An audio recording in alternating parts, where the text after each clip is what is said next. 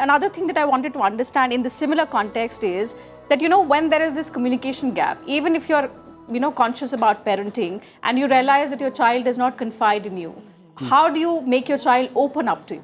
Right. So the first thing we have to understand, we are defining here child, parent all the time, isn't it?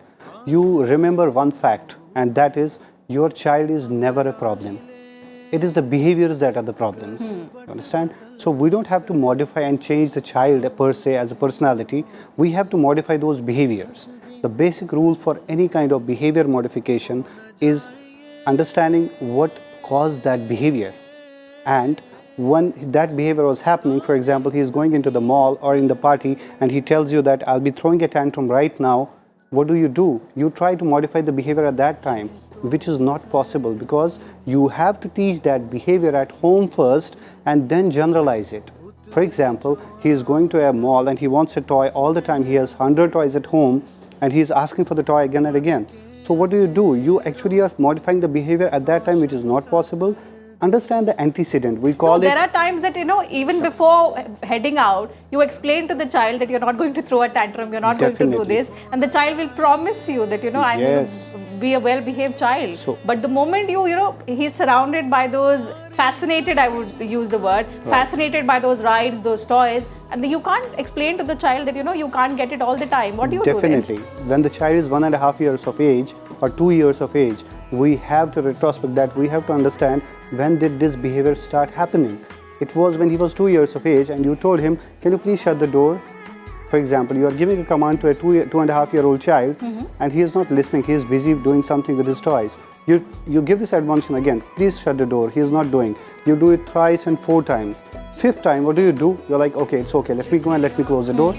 The act, when you are closing the door at that time, you are positively reinforcing the behavior of the child at that time only, that listen, if you don't pay heed to my admonitions, I'm going to do it myself. So you are creating a kind of a memory of not following the instructions and commands at that age. You are focusing on 4-year, 5-year, 6-year, and adolescents come to us, sir, he is absolutely distraught. He is not looking at me. He is into his own world. When we ask them the history, what did you do when he was a child? So I was having very hard time. I was doing everything for them only, so I couldn't give them the quality time. This is the disconnect. It's actually you are piling up things for yourself only, because then only that adolescent, because there are a lot of adolescent complexes happening. It's like that identity versus role confusion, we call it. That what I am actually, and I know I can be this. This is an adolescent complex. And they are actually struggling in that. At that time, they want to confide in somebody. And it's not the parent, because when they go back to your LTM, long-term memories, that they think, what was happening in my childhood, there was nobody around. So they are not the people who are there. So they find refuge in their friends. That is one of the reasons that they find this pleasure and happiness in social media these days. Yeah. They go into chat rooms, they do texting, WhatsApp and all those things. And then we say that this is a media addiction. You know what, that American Academy of Pediatrics has generated the guideline for screen time in young children. And that is that up to the age of 2 years, it's definitely better not to expose any child to any kind of screen, which means mobile, TV, iPad, anything. Because we have seen in our clinical practice that children come to us with delayed speech, communication disorders, autism spectrum disorder. So I recommend that it's always better if you expose them to high quality programming. It should be with you. Sit with your child, explain him things. And it's definitely important that we get him up from this thing. When you are one-on-one with your child, you definitely can guide him for other things also. Sure. Don't push yourself to the child. Just one more thing I'll add here, something which is called authoritative parenting. What does it rely on? It relies on positive reinforcements and involving yourself with the child. The research says that children who are the outcome of this authoritative parenting are more cheerful, they are more happy, they are more independent.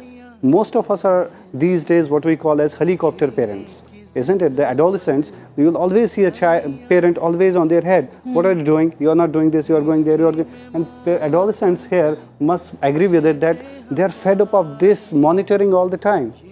So they are going through this identity formations identity formation is this only. I know what I can do, but my parents are my biggest enemies right now. But on the other side, look at the psychology of a parent. They are so in need. They understand that they want to give on one side independence to their adolescents, but on the other side they are fearful because of the world, because of the security and safety of the child. To maintain a balance between your thoughts, between your parenting styles, between exposing a child to the social media and then becoming a role model for your child. All these things sum up the concept of parenting in children and young adolescents. Okay. Let me